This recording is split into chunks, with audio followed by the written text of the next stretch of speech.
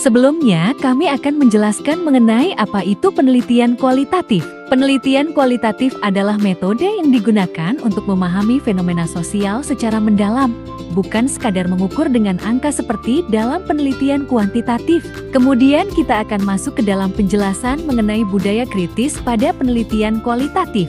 Pendekatan budaya kritis menekankan bagaimana budaya, ideologi, dan kekuasaan berperan dalam membentuk cara berpikir dan bertindak masyarakat. Misalnya, bagaimana media mempengaruhi persepsi kita terhadap suatu kelompok sosial. Tujuan utama dari pendekatan ini adalah mengkritisi sistem sosial yang menciptakan ketidakadilan dan dominasi. Contohnya, penelitian budaya kritis sering digunakan untuk mengungkap diskriminasi rasial atau gender dalam media dan institusi sosial. Landasan teori kritik sosial fokus pada mengungkap ketidakadilan dalam masyarakat yang seringkali tersembunyi atau dianggap normal. Misalnya, bagaimana standar kecantikan yang ditetapkan industri fashion mempengaruhi kepercayaan diri perempuan. Ideologi sistem kepercayaan yang mempengaruhi bagaimana kita melihat dunia. Contohnya, dalam dunia kerja, ideologi meritokrasi membuat banyak orang percaya bahwa kesuksesan hanya ditentukan oleh usaha, tanpa mempertimbangkan faktor ketidakadilan struktural. Hegemoni Antonio Gramsci, kekuasaan tidak hanya dipertahankan melalui kekerasan, tetapi juga melalui persetujuan masyarakat. Misalnya, bagaimana budaya populer seperti film dan iklan secara tidak langsung memperkuat norma sosial tertentu, seperti peran gender tradisional. Tokoh-tokoh pendekatan budaya kritis, Karl Marx, mengembangkan teori konflik, yang menyatakan bahwa sejarah masyarakat adalah sejarah perjuangan kelas. Dalam konteks budaya, Marx mengungkap bagaimana industri budaya, film, musik, media digunakan untuk mempertahankan kekuasaan kelompok tertentu. Antonio Gramsci memperkenalkan konsep hegemoni yang menjelaskan bagaimana kelas dominan mempertahankan kekuasaan melalui persetujuan sosial, bukan hanya melalui paksaan. Contohnya, bagaimana kurikulum pendidikan cenderung mencerminkan perspektif kelompok dominan. Paulo Freire mengembangkan konsep pendidikan kritis yang bertujuan untuk membangkitkan kesadaran sosial agar masyarakat bisa melawan ketidakadilan.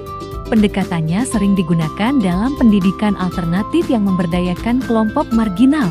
Metodologi penelitian budaya kritis, analisis wacana.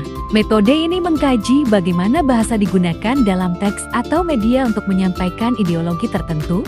Contohnya, bagaimana berita tentang konflik politik bisa mencerminkan bias tertentu melalui pilihan kata dan framing berita. Etnografi kritis, metode observasi langsung untuk memahami bagaimana praktik budaya berkaitan dengan kekuasaan dalam masyarakat. Misalnya, studi tentang bagaimana budaya patriarki masih dipertahankan dalam kehidupan sehari-hari melalui kebiasaan dan aturan sosial. Studi kasus, pendekatan yang mendalami fenomena spesifik untuk melihat hubungan antara budaya dan kekuasaan. Contoh penelitian bisa berupa analisis bagaimana film superhero mempromosikan ideologi tertentu tentang kepemimpinan dan moralitas. Kelebihan dan kekurangan.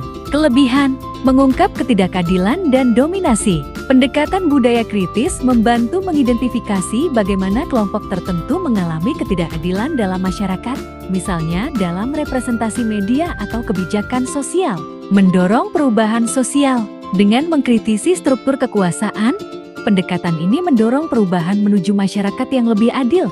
Misalnya, penelitian tentang bias gender dalam iklan dapat memengaruhi perusahaan untuk menciptakan kampanye yang lebih inklusif, menyediakan perspektif kritis terhadap budaya, memberikan cara pandang alternatif untuk memahami bagaimana budaya membentuk perilaku sosial, kebijakan, dan norma yang berlaku dalam masyarakat. Kekurangan, subjektif dan sulit diukur secara kuantitatif.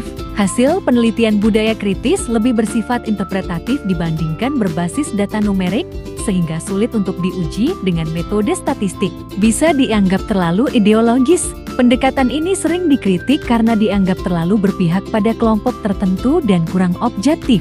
Tergantung pada interpretasi peneliti. Karena banyak bergantung pada analisis wacana dan teori sosial, hasil penelitian bisa berbeda tergantung pada sudut pandang peneliti.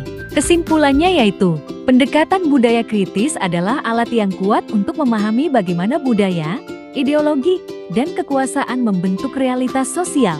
Metode ini relevan dalam berbagai bidang seperti media, pendidikan, dan kebijakan sosial untuk mengidentifikasi ketidakadilan dan menciptakan perubahan positif dalam masyarakat.